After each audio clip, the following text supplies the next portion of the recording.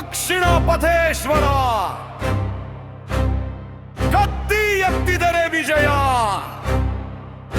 ಧಜ್ಜಿಸಿದರೆ ಇತಿಹಾಸ. ಇಮ್ಮಡಿ ಪುಲಕೇಶಿ ಅಮರ ಪರಾಕ್ರಮ. History repeat, ಇದು ಇತಿಹಾಸದ ಅನಾವರಣ ವಿಶೇಷ ಕಾರ್ಯಕ್ರಮಕ್ಕೆ ಸ್ವಾಗತ. ನಾನು ಮಹಾಂತೇಶ್ ಹಿರೇಮಠ.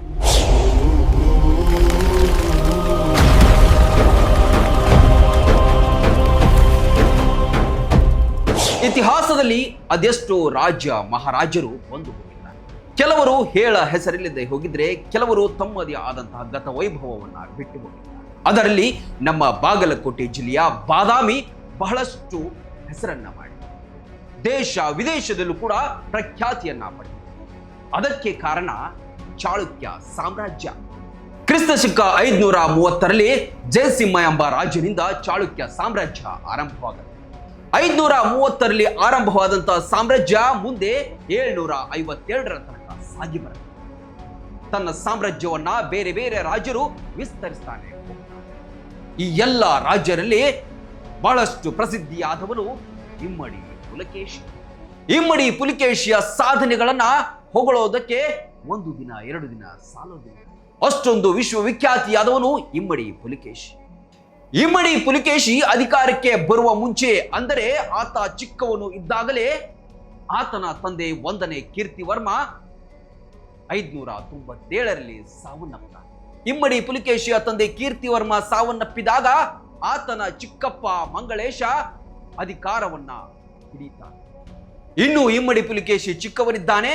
ಹಾಗಾಗಿ ಅವನು ಬೆಳೆದು ದೊಡ್ಡವನಾದ ಮೇಲೆ ಅಧಿಕಾರವನ್ನ ಕೊಡೋಣ ಅಂತ ಹೇಳಿ ನಿರ್ಧರಿಸಿದಂತಹ ಮಂಗಳೇಶ ಅಧಿಕಾರದ ಚುಕ್ಕಾಣಿ ಹಿಡಿದು ತನ್ನ ಸಾಮ್ರಾಜ್ಯವನ್ನು ವಿಸ್ತಾರ ಮಾಡ್ತಾ ಮಾಡ್ತಾ ಮುಂದೆ ಇಮ್ಮಡಿ ಪುಲಕೇಶಿ ದೊಡ್ಡವನಾದಾಗ, ಅಂದ್ರೆ ವಯಸ್ಕನಾದಾಗ, ಚಿಕ್ಕಪ್ಪ ನನ್ನ ಸಾಮ್ರಾಜ್ಯವನ್ನ ನನಗೆ ಕೊಡು, ನನ್ನ ತಂದೆ ಕಟ್ಟಿ ಬೆಳೆಸಿದಂತ ಅಧಿಕಾರವನ್ನ ನನಗೆ ಕೊಡು ಅಂತ ಕೇಳಿದಾಗ ಮಂಗಳೇಶನಿಗೆ ಅಧಿಕಾರದ ಮದ ಇರುತ್ತೆ.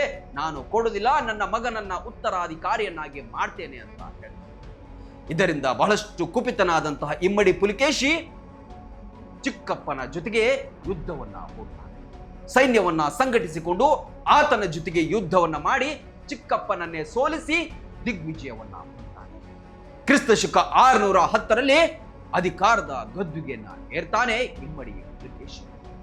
ಆದರೆ ಆತನ ಸಾಮ್ರಾಜ್ಯದಲ್ಲಿ ಆಂತರಿಕವಾಗಿ ಬಹಳಷ್ಟು ಸವಾಲುಗಳು ಇಮ್ಮಡಿ ಪುಲಕೇಶಿಗೆ ಎದುರಾಗುತ್ತೆ. ಅಂತಹ ಸಂದರ್ಭದಲ್ಲಿ ಎಲ್ಲವನ್ನು ಕೂಡ ಎದುರಿಸಿ ಆತ ಮುನ್ನುಗ್ತಾನೆ. ಇದರ ಜೊತೆಗೆ ಸುತ್ತಮುತ್ತಲ ಅನೇಕ ಸಾಮ್ರಾಜ್ಯಗಳಾದಂತಹ ಕದಂಬರು, ಗಂಗರು, ಮೌರ್ಯರು, ಆಳುಪರು, ಪಲ್ಲವರು ನಿತ್ಯ ಕಿರಿಕಿರಿಯನ್ನ ಅಥವಾ ನಿತ್ಯ ಯುದ್ಧವನ್ನ ಇಮ್ಮಡಿ ಪುಲಕೇಶಿಯ ಮೇಲೆ ಹೂಡ್ತಾನೆ ಇರ್ತಾರೆ. ಎಲ್ಲ ಸಾಮ್ರಾಜ್ಯಗಳನ್ನ ಸೋಲಿಸಿ ದೊಡ್ಡ ಸಾಮ್ರಾಟನಾಗಿ ಇಮ್ಮಡಿ ಪುಲಕೇಶಿ ಬೆಳೀತಾನೆ. ಇಷ್ಟೆಲ್ಲ ಸಾಧನೆಗಳನ್ನ ಮಾಡಿರುವಂತಹ ಉಲ್ಲೇಖ ಎಲ್ಲಿದೆ ಅಂತ ಹೇಳಿದ್ರೆ, ಅದು ಅವನ ಆಸ್ಥಾನ ಕವಿಯಾದಂತಹ ರವಿ ಕೀರ್ತಿ ಬರೆದಂತಹ ಐಹೊಳೆ ಶಾಸನದಲ್ಲಿ ಇಂದಿಗೂ ಕೂಡ ಇಮ್ಮಡಿ ಪುಲಕೇಶಿಯ ಸಾಧನೆಗಳು ಕಂಡು ಬರುತ್ತೆ. ಇಮ್ಮಡಿ ಪುಲಕೇಶಿಯ ಸಾಧನೆಗಳಲ್ಲೇ ಅತ್ಯಂತ ದೊಡ್ಡ ಯುದ್ಧ ಅಂತ ಹೇಳಿದ್ರೆ ಅದು ವರ್ಧನ ಸಾಮ್ರಾಜ್ಯದ ಹರ್ಷವರ್ಧನನ ಜೊತೆಗೆ ಕೈಗೊಂಡಂತಹ ಯುದ್ಧ. ಈ ಯುದ್ಧ ಅಂದು ಉತ್ತರ ಭಾರತ ಮತ್ತು ದಕ್ಷಿಣ ಭಾರತವನ್ನ ಗಡಿಯನ್ನ ನಿಗದಿಪಡಿಸಿದಂತಹ ಯುದ್ಧ ಆಗಿ ಮೂಡಿಬರುತ್ತೆ. ಉತ್ತರ ಭಾರತದಲ್ಲಿ ವರ್ಧನ ಸಾಮ್ರಾಜ್ಯದ ರಾಜ ಹರ್ಷವರ್ಧನ ತನ್ನದೇ ಆದಂತಹ ಪ್ರಾಬಲ್ಯವನ್ನ ಬೆಳೆಸಿಕೊಂಡಿದ್ದ. ದಕ್ಷಿಣ ಭಾರತವನ್ನೂ ಕೂಡ ಗೆಲ್ಲಬೇಕು ಅಂತ ಹೇಳಿ ದಕ್ಷಿಣ ಭಾರತದತ್ತ ಆತ ಸವಾರಿಯನ್ನ ಮಾಡ್ತಾನೆ. ಇಂತಹ ಸಂದರ್ಭದಲ್ಲಿ ಇಮ್ಮಡಿ ಪುಲಕೇಶಿ ತಾನು ಕೂಡ ಉತ್ತರಾಭಿಮುಖವಾಗಿ ಪ್ರಯಾಣವನ್ನ ಮಾಡಿ ನರ್ಮದಾ ನದಿಯ ದಂಡೆಯ ಮೇಲೆ ಹರ್ಷವರ್ಧನನನ್ನ ಎದುರಿಸಿದ. ಈ ಸಂದರ್ಭದಲ್ಲಿ ಹರ್ಷವರ್ಧನ ಮತ್ತು ಇಮ್ಮಡಿ ಪುಲಕೇಶಿಯ ನಡುವೆ ಭೀಕರವಾದಂತಹ ಯುದ್ಧ ನಡೆಯುತ್ತೆ. ಇತಿಹಾಸಕಾರರು ಈ ಯುದ್ಧವನ್ನ ಯಾವ ರೀತಿ ವರ್ಣಿಸ್ತಾರೆ ಅಂತ ಹೇಳಿದ್ರೆ, ಇಮ್ಮಡಿ ಪುಲಕೇಶಿಯು ಹರ್ಷವರ್ಧನನು ಯುದ್ಧ ಮಾಡುವಾಗ ಒಂದು ಸಿಂಹ ಇನ್ನೊಂದು ಸಿಂಹದ ಮೇಲೆ ದಾಳಿ ಮಾಡದಂತಿತ್ತು ಅಂತ ಹೇಳಿ ವರ್ಣಿಸ್ತಾರೆ. ಇದೇ ಮಾತಿನಲ್ಲಿ ಗೊತ್ತಾಗತ್ತೆ ಆ ಭೀಕರವಾದಂತಹ ಯುದ್ಧ ಎಷ್ಟರ ಮಟ್ಟಿಗೆ ಪರಿಣಾಮ ಬೀರಿತ್ತು ಅಂತ. ಈ ಯುದ್ಧ ನಡೆದಿರುವಂಥದ್ದು 618ರಿಂದ ಕ್ರಿಸ್ತಶಕ 620ರ ಮಧ್ಯೆ ಅಂತ ಹೇಳಿ ಇತಿಹಾಸಕಾರರ ದಾಖಲೆಗಳಲ್ಲಿ ಉಳಿದುಕೊಂಡಿದೆ. ಇಷ್ಟೆಲ್ಲ ಯುದ್ಧಗಳನ್ನು ಮಾಡಿ ಸೈನಿಕ ಸಾಧನೆಗಳನ್ನು ಮಾಡಿದಂತಹ ಇಮ್ಮಡಿ ಪುಲಕೇಶಿ ವಾಸ್ತುಶಿಲ್ಪ, ಕಲೆ, ಸಾಹಿತ್ಯ, ಸಂಸ್ಕೃತಿಗೂ ಕೂಡ ಅಷ್ಟೇ ಒತ್ತನ್ನು ನೀಡಿದ್ದಾರೆ.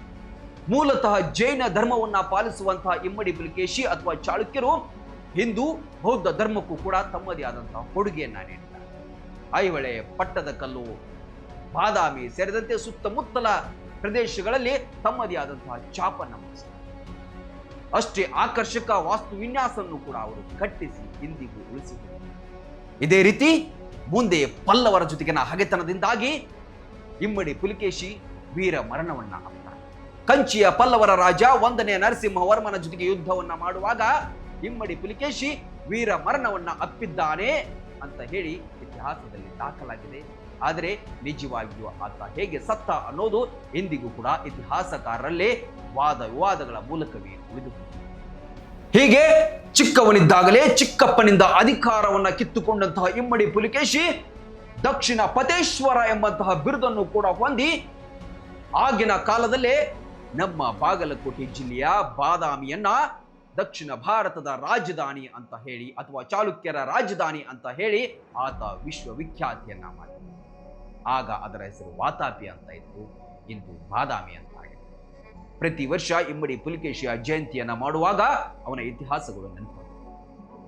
ನಮ್ಮ ಪ್ರಯತ್ನ ಕೂಡ ಅಷ್ಟೇ, ಇಂದಿನ ಪೀಳಿಗೆಗೆ ನಮ್ಮ ರಾಜ್ಯ ಮಹಾರಾಜರ ಕೊಡುಗೆಗಳ ಕುರಿತಾಗಿ ಹೇಳುವಂತಹ ಪ್ರಯತ್ನ, ಅವರು ಕೊಟ್ಟಂತಹ ಕೊಡುಗೆಗಳನ್ನ ಮುಂದಿನ ಪೀಳಿಗೆಗೂ ಕೂಡ ತಿಳಿಸುವಂತಹ ಪ್ರಯತ್ನ ನಮ್ದಾಗಿದೆ.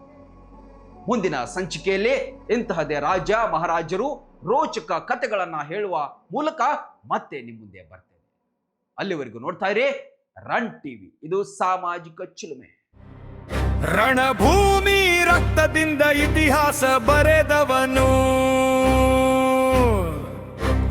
ಚಾಲುಕ್ಯ ಸಾಮ್ರಾಜ್ಯದ ಕೀರ್ತಿ ಬೆಳಗಿಸಿದವನು, ಕತ್ತಿಯ ಸದ್ದಿಗೆ ಶತ್ರುಗಳು ನಡುಗಿದವು, ಸಿಂಹದ ಗರ್ಜನೆಗೆ ಸೇನೆಗಳೇ ಮಣಿದವು, ಕೋಟೆಗಳ ಕಿರೀಟ ಧೈರ್ಯದ ಪ್ರತೀಕ, ವೀರರಲ್ಲಿ ವೀರ ಯುದ್ಧದ ಅಧಿಪತಿ, ಅನೇಕ ಬಿರುಗಾಳಿಯಂತೆ ದಾಳಿ ಮಾಡಿದ ಮಹಾಶೂರ, ಭಾರತದ ಭೂಮಿಯ ಹೆಮ್ಮೆಯ ವೀರ ಪುರುಷ ಇಮ್ಮಡಿ ಪುಲಕೇಶಿ ಹೆಸರು ಕೇಳಿದರೆ ಸಾಕು, ಶತ್ರುಗಳ ಎದೆಯಲ್ಲಿ ಮೂಡುತ್ತಿತ್ತು ಭಯದ ನಡುಕು.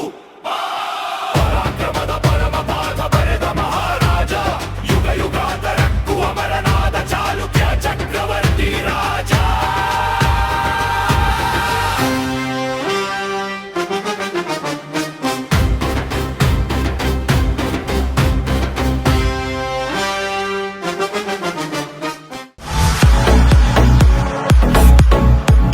ಕರ್ನಾಟಕ ಮತ್ತು ಮಹಾರಾಷ್ಟ್ರದಲ್ಲಿಯೇ ಅತಿ ದೊಡ್ಡ ಹೋಲ್ಸೇಲ್ ವ್ಯಾಪಾರ ಮಳಿಗೆ ಹಜಾರೆ ಬಜಾರ್ ಗ್ರಾಹಕರ ನೆಚ್ಚಿನ ತಾಣವಾಗಿದೆ. ನಿಮ್ಮ ಮನೆಗೆ ಬೇಕಾದ ಎಲ್ಲಾ ಸಾಮಗ್ರಿಗಳು ಹೋಲ್ಸೇಲ್ ದರದಲ್ಲಿ ಈಗ ಒಂದೇ ಕಡೆ ಲಭ್ಯ. ದಿನಬಳಕೆಯ ವಸ್ತುಗಳು, ಗೃಹ ಬಳಕೆಯ ವಸ್ತುಗಳು, ಅತ್ಯುತ್ತಮ ಗುಣಮಟ್ಟದ ಎಲೆಕ್ಟ್ರಾನಿಕ್ಸ್ ವಸ್ತುಗಳು ಕೈಗೆಟುಕುವ ದರದಲ್ಲಿ ಮಾರಾಟ. ವೆರೈಟಿ ಡಿಸೈನ್ಗಳ ಬೆಳ್ಳಿ ಬಂಗಾರಗಳ ಖರೀದಿಸುವ ಅವಕಾಶ. ಫರ್ನಿಚರ್ಗಳ ಬೃಹತ್ ಸಂಗ್ರಹ ನಮ್ಮಲ್ಲಿವೆ. ಮದುವೆ ಹಾಗೂ ಎಲ್ಲಾ ಸಮಾರಂಭಗಳಿಗೆ ಬೇಕಾದ ಬಾಂಡೆ ಸಾಮಾನುಗಳು, ಹೋಟೆಲ್ ಉದ್ಯಮಕ್ಕೆ ಬೇಕಾದ ಸಾಮಾನುಗಳು, ದೇವರ ಮೂರ್ತಿ ಸೇರಿದಂತೆ ಪೂಜಾ ಸಾಮಗ್ರಿಗಳ ಮಳಿಗೆಯೂ ಇಲ್ಲಿದೆ. ಪ್ಲಾಸ್ಟಿಕ್ ವಸ್ತುಗಳು, ಮಕ್ಕಳ ಆಟಿಕೆ ಸಾಮಾನುಗಳು, ಸ್ಟೇಷನರಿ ಐಟಮ್ಸ್ಗಳ ಭಂಡಾರವಿದೆ. ಕುಟುಂಬ ಸಮೇತರಾಗಿ ಬನ್ನಿ, ನಿಮಗಿಷ್ಟವಾದ ವಸ್ತುಗಳನ್ನ ಖರೀದಿಸಿ ಸಂಭ್ರಮಿಸಿ.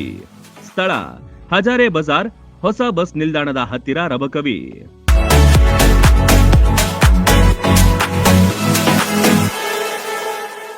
ರನ್ ಟಿವಿ ನ್ಯೂಸ್ ವಿಡಿಯೋಸ್ ನೋಡಲು ಸಬ್ಸ್ಕ್ರೈಬ್ ಮಾಡಿ, ಬೆಲ್ ಐಕಾನ್ ಪ್ರೆಸ್ ಮಾಡಿ.